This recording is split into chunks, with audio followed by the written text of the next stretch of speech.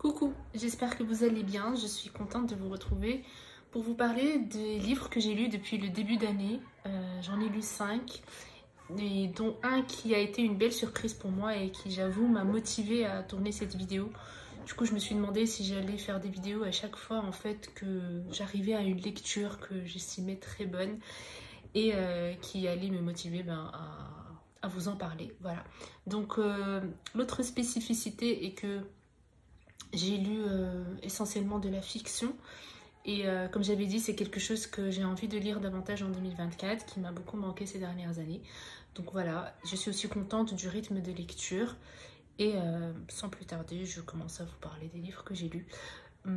J'ai envie de commencer avec le livre que j'ai vraiment aimé et c'est un livre que j'ai acheté à la librairie un petit peu comme ça au pif, que je n'avais jamais entendu parler de ce livre. Et j'ai été attirée par la couverture, par le nom qui m'a semblé être un nom arabe et puis par le résumé. Et comme d'habitude, c'est toujours le même process et la première page qui a fini par me convaincre. Le livre s'appelle Beyrouth sur Seine de Sabeel Roussoub. Sabeel Roussoub est un auteur franco-libanais qui est né en 1988, donc il est de ma génération. Il est aussi journaliste et j'étais très curieuse de lire je suis toujours preneuse des textes d'auteurs arabes qui sont de ma génération. La première page du roman, enfin c'est pas un roman en fait, parce que ce sont des discussions et des interviews qu'il a faites avec ses parents et avec ses proches pour essayer de comprendre comment s'est passée leur migration entre le Liban et la France.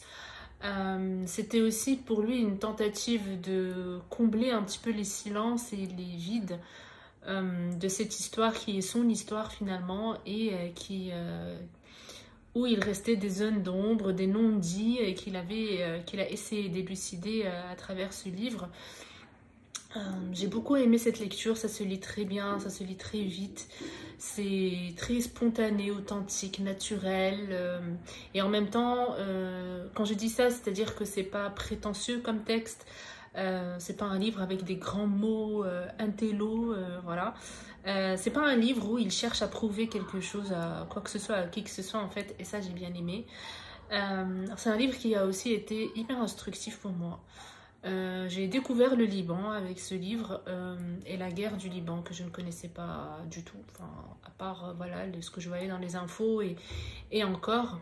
Et parmi les choses qui m'ont surprise et que j'ai découverte que maintenant, c'était un petit peu cette errance du peuple palestinien, parce qu'on parle souvent de celle du peuple juif, mais je n'ai jamais entendu parler de l'errance du peuple palestinien, du fait qu'il soit rejeté dans différents pays, qu'il fasse objet de voilà, autant de manigances politiques et économiques.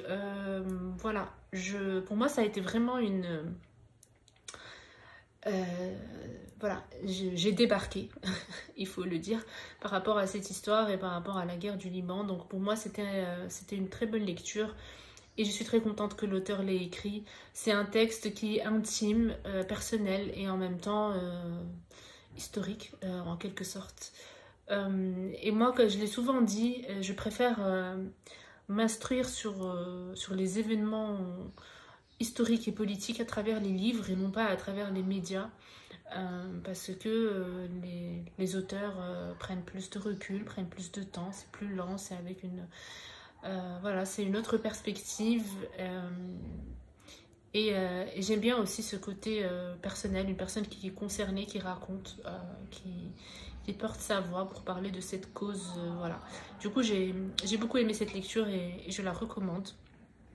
Sinon, un autre livre que j'ai lu juste avant, c'était Courir l'escargot de Lorraine Bastide, un journaliste aussi, podcasteuse du podcast La Poudre, hyper connu, podcast féministe, et qui a lancé aussi un nouveau podcast qui s'appelle Folie douce sur la santé mentale, où elle fait des interviews également, mais cette fois-ci par rapport à ça. Un super podcast. Il y a 3 épisodes qui sont sortis à la date d'aujourd'hui. Donc Courir l'escargot, c'est un livre qui fait partie d'une collection chez une maison d'édition, chez JC Lattès, voilà, où ils ont demandé, je pense, à certaines autrices, je ne sais pas s'il y a des auteurs aussi, d'écrire des textes avec un certain nombre de caractères autour d'un animal de leur choix. Il y a Taous Marrakchi qui l'a écrit sur le pont, je ne l'ai pas encore lu, j'aimerais beaucoup le lire. Et il y a Lorraine Bastide qui l'a écrit sur l'escargot. J'ai beaucoup aimé, ça m'a fait... J'avais l'impression de l'entendre parler, vu que je suis familière avec la voix de Lorraine Bastide. Du coup, j'avais l'impression de l'entendre et j'avais l'impression d'écouter notamment son dernier podcast, Folie douce, où dans les introductions, elle parle souvent en marchant dans la rue. Avant, elle parle des fois avec elle-même et elle l'enregistre quand elle est en route vers les personnes qu'elle va interviewer. Et du coup, dans Courir l'escargot, j'avais l'impression d'entendre ses pensées à voix haute. D'ailleurs, elle-même, dans le livre, elle le dit, elle l'a écrit de différentes façons. Elle l'a écrit aussi dans un bloc-notes, sur son téléphone, dans le métro. Voilà, parce qu'elle n'avait pas le temps de se poser et d'écrire, ou qu'elle avait envie de noter toutes ses idées et tout. Du coup, c'est un livre qui est assez spécial. On est un petit peu dans la tête de Lorraine Bastide. On est un peu dans ses pensées les plus variées et en faisant toujours une petite connexion avec l'escargot. On en apprend aussi un peu des infos un peu anecdotiques sur cet animal. J'ai bien aimé. J'ai adoré le début. Après, voilà, j'étais un peu moins enthousiaste, on va dire, mais c'était quand même une bonne lecture. C'est un livre qui est court et qui est assez sympa à lire. Comme j'ai dit, vraiment, c'est comme si on était dans la tête de Lorraine pendant quelques pages. Et aussi, à suivre son quotidien, c'est Lorraine en train de courir partout, en train de lutter de différentes manières, en fait, et pour différentes causes. J'ai également lu un livre d'une autrice que je ne connais pas et que j'ai choisi sur la base de la couverture et du titre, je crois. Ça s'appelle Aïda ou Le bonheur des dames de Iman Bassala. Je ne me rappelle plus l'origine de cette autrice. Je ne me rappelle plus. En tout cas, c'est une histoire d'une femme. Là, c'est un roman pour le coup. C'est l'histoire d'une femme qui finalement partage aussi avec nous pas mal de choses qui se passent dans sa tête. C'est une femme qui est mariée, qui a des enfants, qui est prof dans un collège ou un lycée. Son mari travaille dans le milieu pharmaceutique. Il voyage beaucoup. Elle passe beaucoup de temps seule. Et elle est atteinte de ce syndrome qui fait qu'elle vole aux étalages, voilà. Elle ne le fait pas par besoin, mais c'est une impulsion quand elle va au supermarché, au magasin de luxe ou pas, elle vole des choses. C'est un bon roman, mais que je vais oublier rapidement, malheureusement. Mais c'est un roman que j'ai trouvé bien écrit, que j'ai trouvé intéressant dans le sens d'une exploration psychologique d'un personnage où l'autrice l'a vraiment disséqué comme une chirurgienne. La vérité, je n'ai plus toutes mes pensées en tête. J'avais partagé ça sur mon Patreon à l'époque, au moment où je le lisais, et j'ai pas réécouté ce que j'ai dit. Mais je peux dire que c'était une lecture intéressante où on suit un petit peu la réalité aussi des relations de couple, la réalité des femmes c'est une femme qui est à la recherche qui est clairement insatisfaite de sa vie, et je pense que c'est quelque chose d'assez commun, justement, et que j'ai trouvé super bien retranscrit et décrit dans ce texte qui peut sembler au début assez banal et inoffensif, mais qui ne l'est pas du tout, qui m'a en fait impressionnée. Plus j'avançais dans sa lecture et plus j'étais impressionnée par ce que l'autrice était en train de faire et, et que je n'avais pas vu venir en fait. Du coup voilà, c'est tout ce que je dirais sur ce roman que j'ai bien aimé finalement, mais que je sais que je risque de l'oublier, en tout cas l'histoire. C'est un livre aussi qui est un peu lent, où il ne se passe pas grand chose, il n'y a pas beaucoup d'action.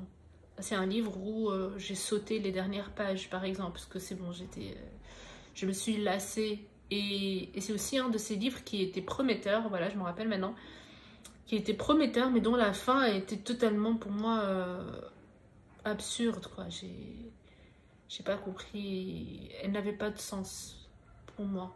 C'était un peu parti en cacahuète, je suis même pas sûre d'avoir compris ce qui s'est passé. Sinon, j'ai également lu en ce début d'année 2 livres que j'avais lus quand j'étais encore en Inde d'ailleurs, début janvier. Le premier c'est La Faille de Isabelle Sorrente. J'avais entendu parler de cette autrice notamment par rapport à son livre sur les sorcières, que je n'ai pas encore lu. Et puis voilà, je voulais lire un livre de cette autrice et j'ai choisi celui-là un petit peu au pif. J'avoue que c'est le titre qui m'a beaucoup attirée, La Faille. Et c'était une lecture assez intéressante aussi. C'est une histoire de... J'allais dire une histoire un peu malsaine. C'est une femme qui raconte l'histoire d'une autre femme qui a été son amie, et puis une amitié un peu spéciale. Ce qui est intéressant dans ce livre, c'est qu'elle montre le côté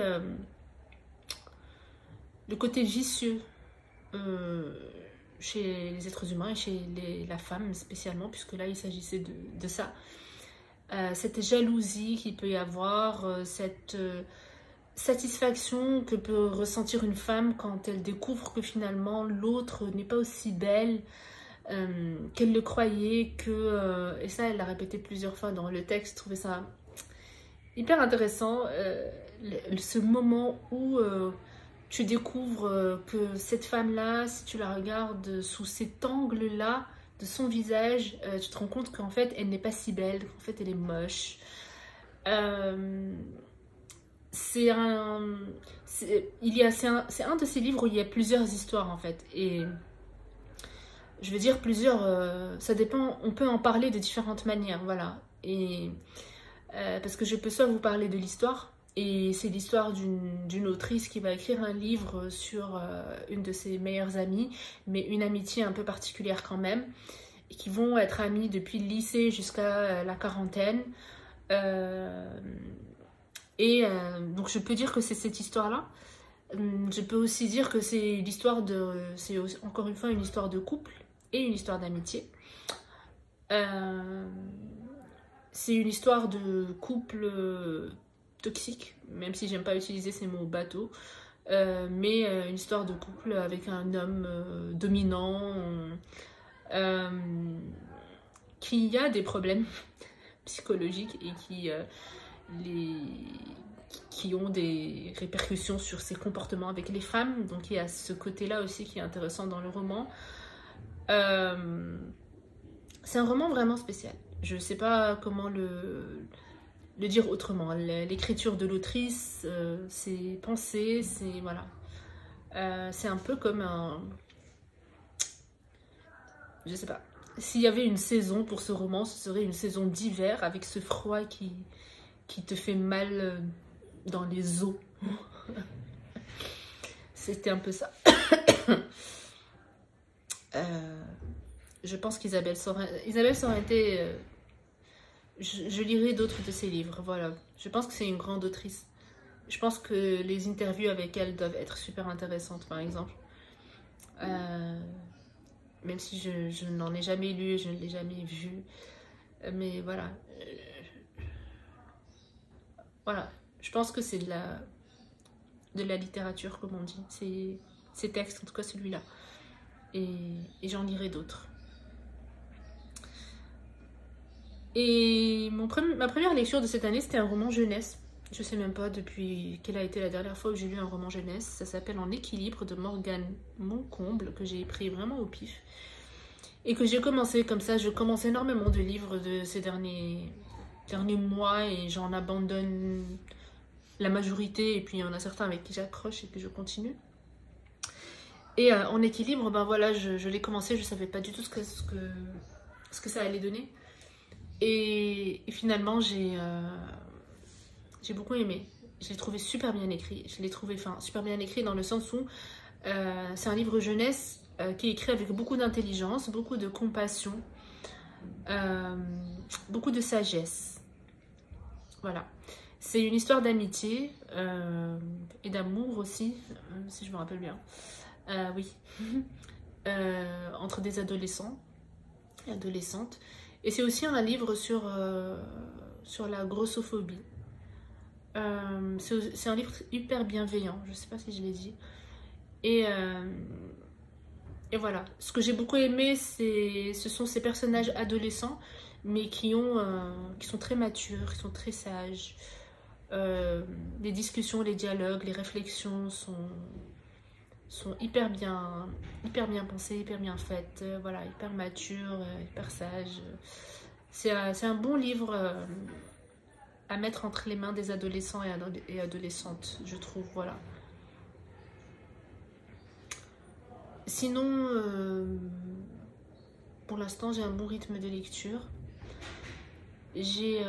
Pour les personnes qui ne me suivent pas sur Instagram, je partage avec vous quelques updates liés à mon rapport au livre.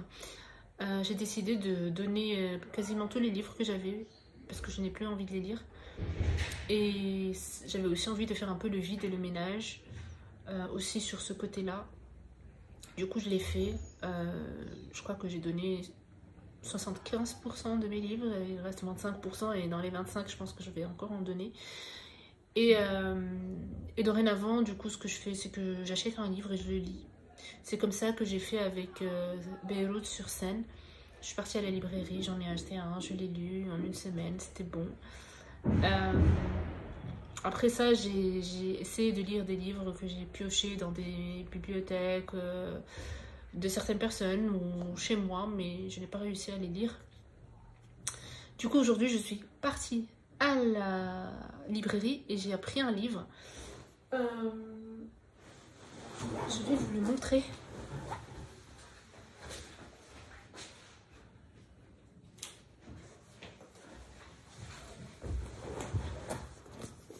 C'est celui-là. Arbre de l'oubli de Nancy Houston. J'ai très hâte de le lire. Nancy Houston est une autrice que j'aime beaucoup. J'ai déjà lu le journal de la création et que j'avais beaucoup aimé. Et du coup, je sais que c'est une autrice pour moi où il n'y a pas de risque, voilà, où je vais les yeux fermés, où j'y vais les yeux fermés. Et voilà, du coup, je me suis dit que maintenant, j'ai l'impression de reprendre mes habitudes d'achat de livres et celles que j'avais avant d'être influencée par les blogs et YouTube. C'est comme ça que ça se passait. Je vais dans une librairie et soit je vais prendre un livre au pif, soit je vais prendre un livre parce que je connais l'auteur ou l'autrice et que c'est un de mes préférés et donc je sais que je vais aimer. Voilà, du coup c'était la réflexion que je me suis faite ce matin, enfin aujourd'hui quand je suis partie acheter ce livre-là. Du coup voilà, je vous en parlerai dans ma prochaine vidéo et je pense que ça va être une superbe lecture. Je sais qu'on va suivre une femme qui va retourner au pays d'origine de sa mère, je crois, qui est le Burkina Faso. Du coup, j'ai vraiment hâte de le lire. Et puis de toute façon, avec Actes Sud, c'est généralement des sans faute. Je ne sais pas comment ils font, mais généralement, tous leurs livres sont excellents. Donc voilà, c'est tout pour moi pour cette vidéo. J'espère que ça vous aura intéressé. Je vous dis très bon week-end, très bonne semaine, bonne lecture. Et n'hésitez pas à partager avec moi dans les commentaires si vous voulez les livres que vous avez aimés en ce début d'année. Parce que même si je vais dans les librairies et que je me fais moins influencer par la blogosphère, mais néanmoins j'y vais quand même avec des titres en tête de livres dont j'ai entendu parler ou des auteurs, et du coup je vois aussi si je peux les croiser dans la librairie. Mais en fait ce que je ne fais plus, c'est que je ne commande plus des livres. Voilà, parce que c'était surtout ça. Ces dernières années, je vois des livres sur internet, sur YouTube ou autre, et les gens en parlent et ça me donne envie et je les commande, et puis après ils restent dans ma bibliothèque pendant des années. Donc ça je ne le fais plus, mais je continue de noter les auteurs et les livres dans ma tête. D'ailleurs il y a je voulais aussi vous parler de... Je ne sais pas si vous avez regardé les meilleures lectures de 2023 de Digly sur sa chaîne YouTube. Je vous mettrai les liens si vous ne les avez pas encore regardés. Je vous conseille d'aller les voir. C'était une de mes vidéos préférées que j'ai regardée dernièrement. Et là-bas, elle a parlé d'un podcast qui s'appelle le Book Club de Marie Richeux, je crois qu'elle s'appelle. C'est aussi une autrice. Et du coup, depuis, je suis partie découvrir ce fameux podcast. Et depuis, j'écoute que ce podcast. Parce que j'ai l'impression qu'il y a un épisode tous les jours. Et chaque épisode dure 1 heure. Du coup, tous les jours, j'écoute un épisode. Et ça ne me laisse pas du tout le temps d'écouter les autres podcasts que j'écoutais avant. Parce que j'ai rarement plus qu'1 heure par jour pour écouter des podcasts.